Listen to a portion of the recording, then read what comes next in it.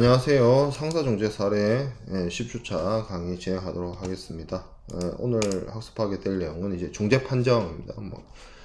중재 이제 절차의 거의 대부분이 이제 마무리됐고, 이제 그 대단원의 끝을라고 할 수 있는 중재 판정에 대해서 살펴보도록 하겠습니다. 중재 판정이라고 하는 거는 기본적으로 법원이 소송에서 판결을 내리는 것처럼 중재 절차에 있어서 중재판정부가 이 판단을 해서 결론을 내리는 것을 의미합니다.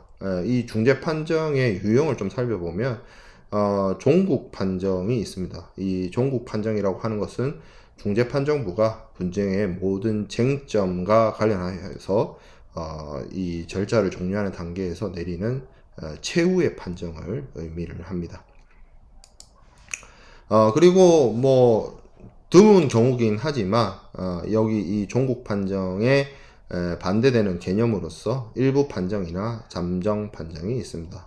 여기서 일부 특정한 쟁점에 대해서 판정을 내리거나 아니면 잠정적으로 판정을 임시적으로 내리는 그런 판정입니다. 그거는 어떤 사용되게 된다면 어떤 의미에서 사용이 되냐면 완전한 종국 판정을 내리기 전에 선행적으로 문제를 결과를 지어야 할 사안이 있는 경우에 이 일부 판정이 있을 수 있습니다.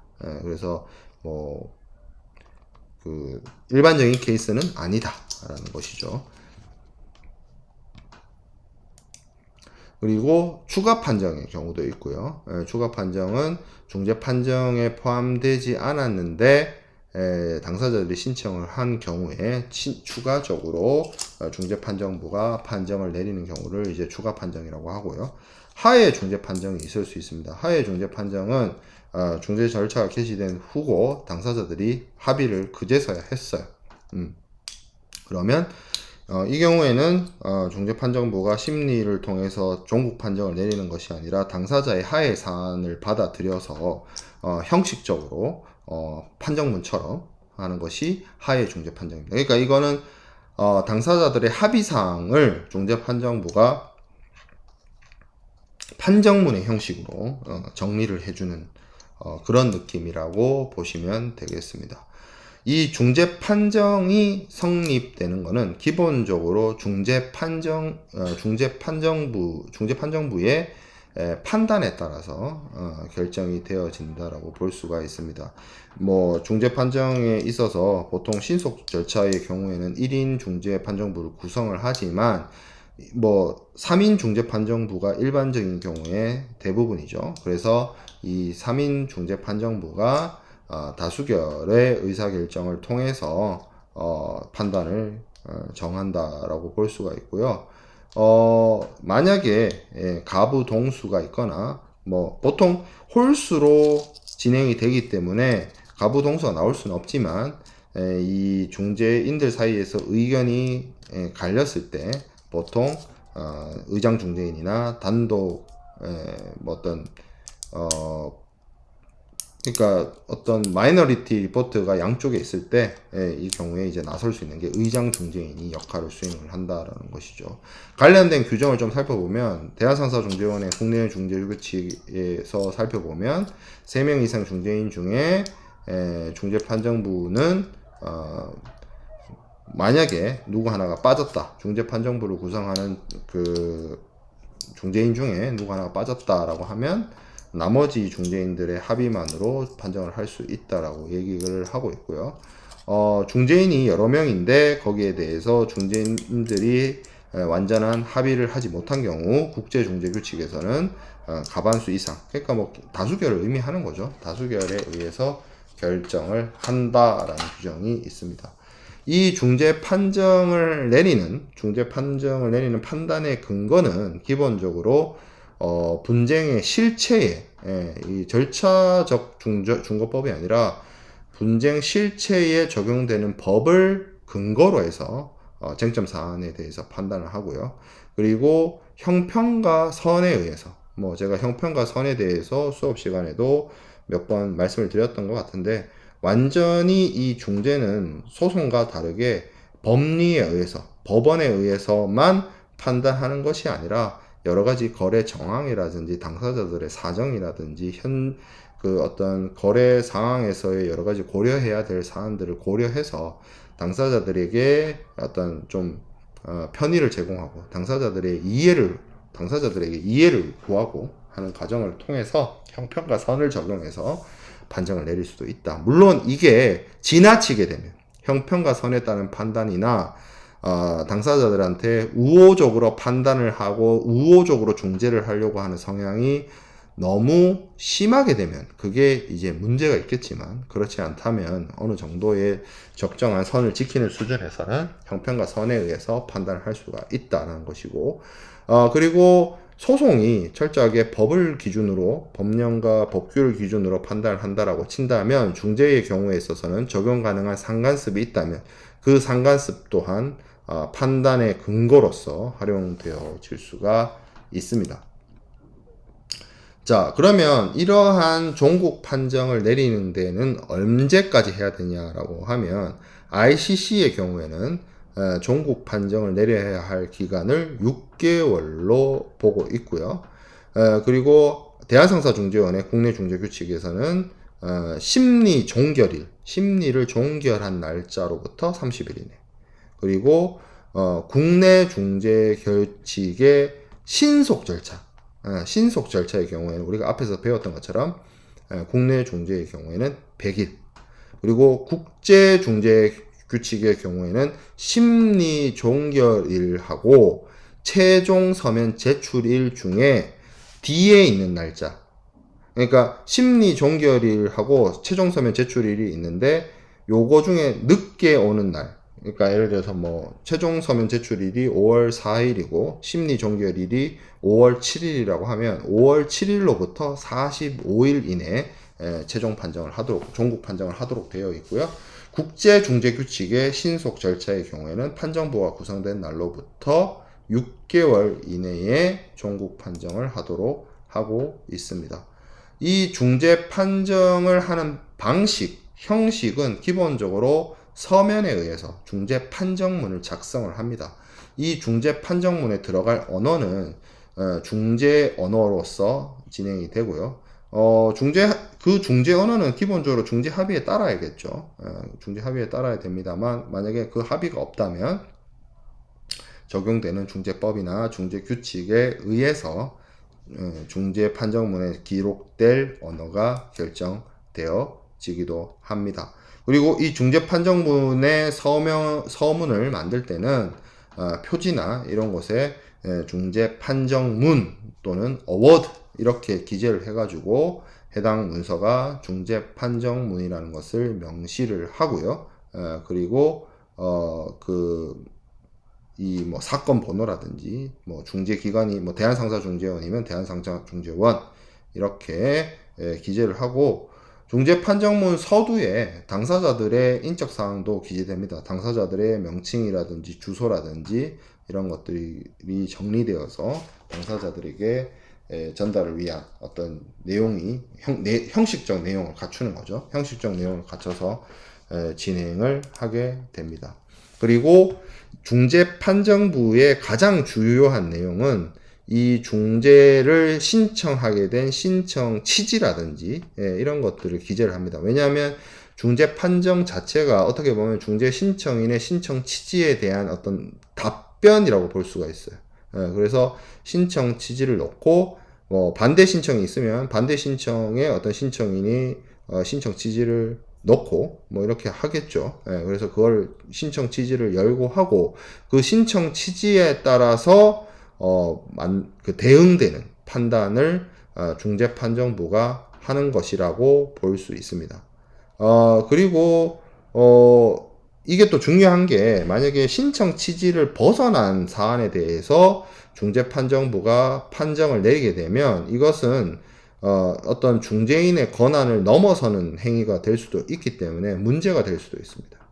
그래서 그러한 부분은 중재판정부는 주의해야 되는 사안인 것이고, 중재판정부는 그렇기 때문에 중재 신청의 취지 범위 내에서 금전을 지급을 명한다든지 특정 행위를 이행을 명한다든지 아니면 특정 이행을 금지를 명한다든지 아니면 당사자들의 어떤 권리나 당사자들의 어떤 법률 관계가 존재하는지에 대해서 확인을 한다든지 아니면 당사자들의 계약 내용을 수정을 한다든지 아니면 당사자 일방이 상대방에게 이자를 지급하도록 명령을 한다든지 아니면 당사자 일방이 당사자 상대방에게 손해배상을 지급하도록 한다든지 하는 것들을 명할 수가 있습니다. 그래서 중재 판정문에는 이러한 내용들이 그 중재 절차를 종결시키면서 명령을 내리게 되겠죠. 그리고 처음 중재 절차가 시작이 될 때 그 비용을 예납금을 걸게 되죠. 그런 어떤 중재 비용을 신청인과 피신청인 측에 누가 더 부담할 것인지 이런 부분에 대해서도 중재 판정문에 기재하도록 하고 있습니다. 그리고 중재 판정을 이렇게 내린 이유를 기재합니다. 근거죠. 중재판정부가 중재 판정을 이렇게 내린 근거, 그런 내용들을 기재하는 것을 하도록 하고 있습니다. 이걸 통해서 이긴 사람은 왜 이겼는지를 알 수 있고 중재 판정에 진 사람은 자기가 왜 졌는지를 알게 만들죠. 그리고 이렇게 하는 것이 어떻게 보면 나중에 분쟁을 예방하기가 뭐 예를 들어서 어떤 중재 절차의 공정성이나 정당성에 어떤 의심을 받거나 아니면 외국 중재 판정의 승인이나 집행을 좀 더 용이하게 하도록 하기 위해서라도 중재 판정의 이유를 쓰는 것이 바람직합니다. 그래서 이게 뭐 사실은 선택처럼 보여지지만 중재 판정의 이유를 쓰는 것이 맞다라고 주장하는 경우가 있고 맞지 않다 이렇게 얘기하는 경우도 있습니다. 근데 중재 이유를 쓰는 거는 저는 바람직하다고 봐요. 여기 제가 12번 슬라이드에서 얘기하고 있는 것처럼 중재 판정의 이유를 기재해야만 당사자들을 설득시킬 수 있고 이해시킬 수 있고 그리고 이것이 결국에는 나중에 공개되었을 때 중재 판정에 대해서 예측 가능할 수도 있고 그리고 어떤 다른 중재인들에게 중재 판정이 이렇게 내려지는 것이 타당하겠다라고 교육되어질 수도 있고요. 그리고 대부분의 법령에서 중재 판정의 이유를 기재하도록 하고 있기 때문에 중재 판정의 이유를 기재하는 것이 바람직하다고 보는데 중재 판정의 이유를 적는 것이 불합리하다라고 보는 경우도 있어요. 중재 판정의 불복을 유도한다. 어떤 법률 전문성이 떨어졌을 때 공격받을 수 있는 통로를 열어준다. 그리고 중재 판정의 이유를 쓰게 되면 중재 판정문이 길어져 가지고 중재의 신속성과 효율성을 떨어뜨린다. 중재인들한테 업무 부담을 준다. 등등등의 이유로 중재의 이유를 쓰는 것이 나쁘다라고 얘기하는 입장도 있습니다. 하지만 대체적으로 원칙적으로 각국의 입법이나 이런 것들을 살펴보면 한국의 중재법이나 이런 것들이 기본적으로 중재 판정의 근거를 기재하도록 하고 경우에 따라서는 당사자들의 합의에 의해서는 안 써도 된다 이렇게 규정을 하고 있습니다만 대체적인 이유에서 중재 판정의 이유를 기재하는 쪽으로 가고 있고요. 그리고 중재 판정문을 작성한 날짜를 보통 중재 판정문에 적어 놨습니다. 그래서 여러 가지 이자의 산정이라든지 시효라든지 이런 것들의 기간을 위해서라도 중재 판정이 내려지는 날짜 기재하는 것이 바람직하고 그리고 당연히 중재지 이런 것들을 기재를 하도록 하고 있습니다. 그리고 서명합니다. 중재인들이 전원이 서명을 해서 그 효력을 발휘시키는 거죠. 원칙적으로는 중재인 전원이 서명해서 그 효력을 발현시켜야 되고 만약에 중재인들의 서명이 없다면 효력이 없습니다. 그러나 만약에 중재인 중에 일부가 거리되어 있거나 이런 경우에는 다른 중재인이 서명을 하고 사유를 기재하도록 규정이 되어 있습니다. 자, 그리고 중재 판정이 만약에 정정되어야 되거나 해석되어야 되거나 추가 판정을 요구하는 경우가 있습니다. 뭐 예를 들어서 중재 판정을 했는데 뭐 계산을 잘못했거나 뭐 손해배상과 관련해서 뭐 계산을 잘못했거나 잘못 기재했거나 뭐 이런 경우에는 그것을 중재 판정의 당사자들이 그 중재 판정문을 받았을 때 중재 판정문 내용 중에 잘못 기재된 것이 있다, 잘못 계산된 것이 있다라고 하면 30일 이내에 이거를 정정해달라. 아니면 어려운 내용이 있다라고 하면 이거 해석해달라. 아니면 빠진 쟁점이 있다라면 그 빠진 쟁점에 대해서 추가 판정을 해달라. 이런 것들을 신청할 수가 있습니다. 그래서 중재 판정이 빠졌다, 잘못 기재됐다, 계산을 잘못했다, 뭐 이런 것들, 이런 경우에 대해서 추가적인 정정이라든지 해석이라든지 추가 판정이라든지 이런 것들을 할 수 있다는 거죠. 그래서 이게 이런 신청이 있다라고 하면 상대방에게도 알리고 중재판정부는 그런 신청을 받아들여서 30일 이내에 판단을 해야 되고, 그래서 정정이나 해석은 30일, 추가 판정의 경우에는 60일 이내에 하도록 하고 있습니다. 그러니까 애프터 서비스를 해주는 거죠. 처음부터 잘하면 되는데 중재 판정문에 오기가 돼 있거나 계산을 잘못했거나 했을 때는 이거를 정정하거나 할 수 있는 방법도 마련되어 있다는 겁니다. 자, 그리고 중재 판정문을 보냅니다. 중재 판정문을 보내서 당사자들에게 바로 송부합니다. 그 방식으로 중재 판정이 내려집니다. 소송은 법원에 당사자들을 불러서 그 판사님이 소송의 판결 내용을 불러요. 그렇지만 중재는 따로 당사자들을 뭐 불러서 판정문을 읽는 방식이 아니고 중재 판정문을 각 당사자들한테 보내는 방식으로 중재 판정을 내립니다. 이게 참 그래요. 그러니까 심리를, 왜 제가 절차를 설명할 때 그 얘기를 했잖아요. 심리를 다 듣고 심리 다 들은 상태에서 중재인이 판정을 거기서 바로 내리는 게 아니고 심리 종결을 시켜요. 심리 종결을 시키고 난 다음부터 뭐 30일, 45일 이내에 중재판정부가 모여가지고 논의를 해가지고 중재판정문을 작성을 하고, 중재판정문이 작성이 되면 그거를 불러다가 읽어주는 게 아니고 각자 보내버려요. 그리고 중재의 승소 당사자는 이것을 실행시켜야 되겠죠. 그래서 관할 법원에 이걸 보내서 이걸 중재 판정의 승인과 집행을 받을 수 있도록 하고 있습니다. 그리고 만약에 패소한 측에서 중재 판정에 불복을 해서 중재 판정을 취소시키거나 하고자 하는 당사자는 이러한 중재 판정의 정본을 받은 날로부터 3개월 이내에 중재 판정 취소의 소를 제기해야 됩니다. 그렇기 때문에 이 중재 판정문은 작성되는 것도 중요하지만 중재 판정문이 송부돼 가지고 당사자들한테 전달되는 것이 무엇보다 중요하다라고 볼 수가 있습니다.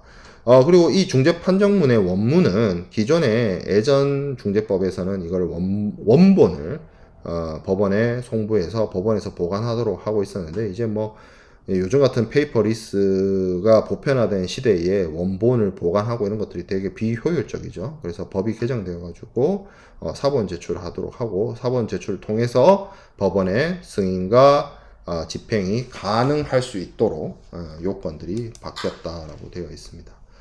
자, 그래서 그 다음 또 살펴볼 게 이제 중재 판정의 효력과 관련된 부분인데, 사실 뭐 이거까지 하게 되면 우리가 이제 다음 오프라인 수업 때 할 내용이 없어지게 되기 때문에 사전 제작 강의에서는 여기까지 다루도록 할 거고, 사전 제작뿐만 아니라 오프라인 수업 때도 이제 다뤘던 것처럼 이제 그 이론과 관련해서 할 내용은 거의 이제 다음 주 화요일 5월